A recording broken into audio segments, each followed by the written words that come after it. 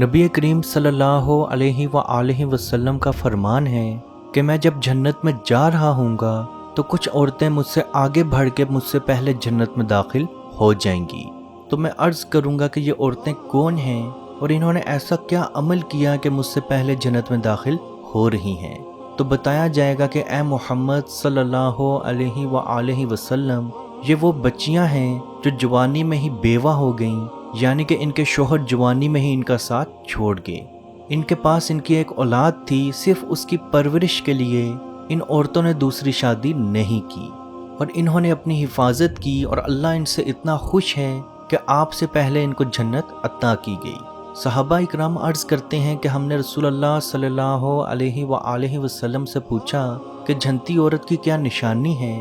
رسول اللہ صلی اللہ علیہ وآلہ وسلم نے فرمایا، جنتی عورت کی یہ نشانیاں ہیں: وہ عورت جو اپنے شوہر سے بہت زیادہ محبت کرنے والی ہو، وہ عورت جو زیادہ بچے جنم دینے والی ہو، وہ عورت جس کا شوہر اس سے غصہ ہو جائے یا اس کو برا بھلا کہے یا اس سے ناراض ہو جائے تو وہ اس کا ہاتھ پکڑ کے کہے کہ اللہ کی قسم میں تیرے ساتھ ہی ہوں، اور جب تک تم مجھ سے راضی نہیں ہوتا تب تک میں نہیں سوؤں گی۔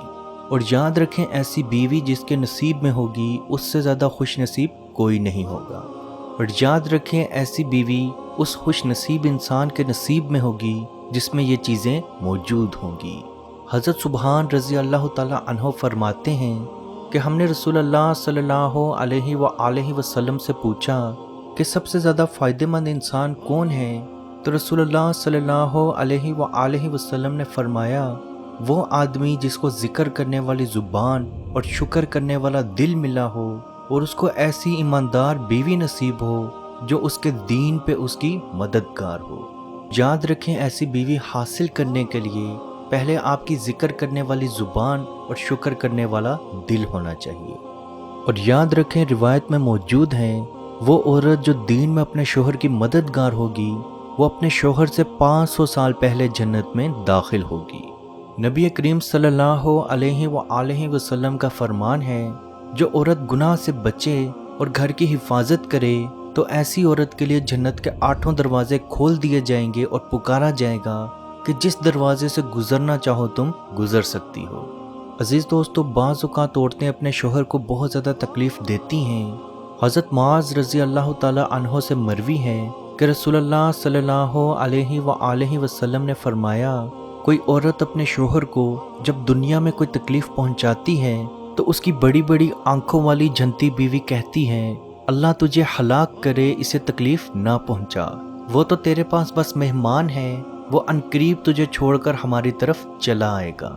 حضرت انس رضی اللہ تعالی عنہ سے مروی ہیں کہ چند عورتیں نبی کریم صلی اللہ علیہ وآلہ وسلم کے پاس آئیں اور پوچھا، مرد تو جہاد بھی کرتے ہیں تو وہ اعمال میں ہم سے زیادہ بڑھ جاتے ہیں، تو کیا کوئی ایسا عمل بھی ہے جس سے ہم عورتیں بھی جہاد کی فضیلت پا سکیں؟ تو نبی کریم صلی اللہ علیہ وآلہ وسلم نے فرمایا، عورتوں کا گھریلو کام میں لگنا اور گھریلو کام کرنا جہاد کے برابر ہے، اور اس کی فضیلت اتنی ہی ہے جتنی ایک مرد کی جہاد میں حصہ لینے کی۔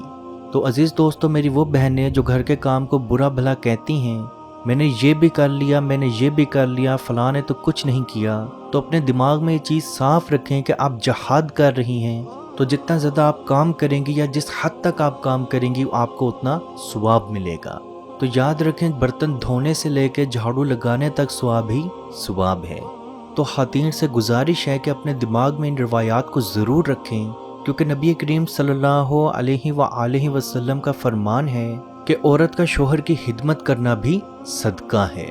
اللہ پاک سے دعا ہے کہ ہم سب کو حق کی اور سچ کی بات کرنے، حق کی اور سچ کی بات سننے، حق کی اور سچ کی بات پہ چلنے کی توفیق عطا فرمائے، اور کشمیر کے بھائیوں پہ خصوصی رحم فرمائے اور ان کو آزادی کی نعمت عطا فرمائے۔ آمین۔ اللہ حافظ۔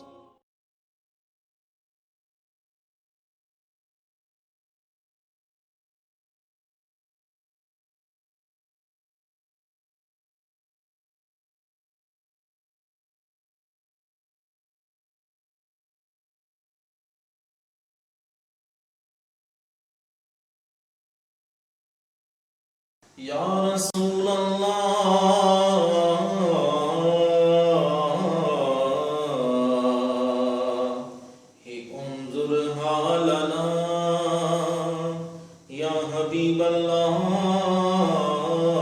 اسم قالنا إنني في بحر غم مغرق هزي يدي سهل لنا أشقالنا. اے مالک و مولا، کریم آقا صلی اللہ تعالی علیہ وسلم کے توسل کے ساتھ اے مالک ہمارے اٹھے ہوئے ان گندے ہاتھوں کی طرف نہ دیکھ. مالک اپنا رحم اور اپنا کرم فرما، مقبوضہ کشمیر کے مسلمانوں کو آزادی کی نعمت سے مالا مال فرما.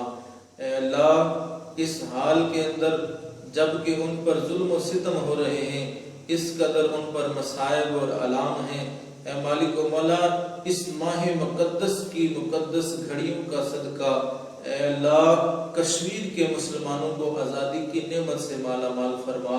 اے مالک جو ان پر مصائب اور علام بارش کی طرح برس رہے ہیں، اے مالک تو اپنا خاص فضل اور اپنا کرم فرما، ان کی اس آزمائش کو، اس امتحان کے اندر ان کو کامیاب فرما، ان کی اس آزمائش کو دور فرما. اے مالک و مولا اپنا کرم فرما، ان کو آزادی کی نعمت سے مالا مال فرما. اے مالک ہم گناہگار سیاہکار جو بھی ہیں تیرے محبوب کی امتی ہیں، تجھے تیرے نبی علیہ السلام کا اس کی محبوبیت کا واسطہ دے کر تجھ سے دعا مانگتے ہیں. اے مالک کشمیر کے مسلمانوں کو آزادی کی نعمت سے مالا مال فرما. اے مالک ملک پاکستان کو استحکام عطا فرما، ملک پاکستان کی سرحدوں کی خیر فرما، ملک پاکستان کی سرحدوں پر پہرا دینے والے نوجوانوں کو الہ العالمین ہمت اور حوصلہ عطا فرما. ملک پاکستان اور دنیا کے اندر اسلامی مملکت کے جتنے بھی حکمران ہیں، اے مالک ان کو شرم و حیا عطا فرما. اے مالک ان کو کفار کی آنکھوں میں آنکھیں ڈال کر بات کرنے کا حوصلہ اور ہمت عطا فرما. اے مالک و مولا اسلامی ملکوں کو اکٹھے ہو کر اے مالک و مولا کشمیر کی سلامتی کے لیے، حق ارادیت کے لیے آواز اٹھانے کی توفیق عطا فرما.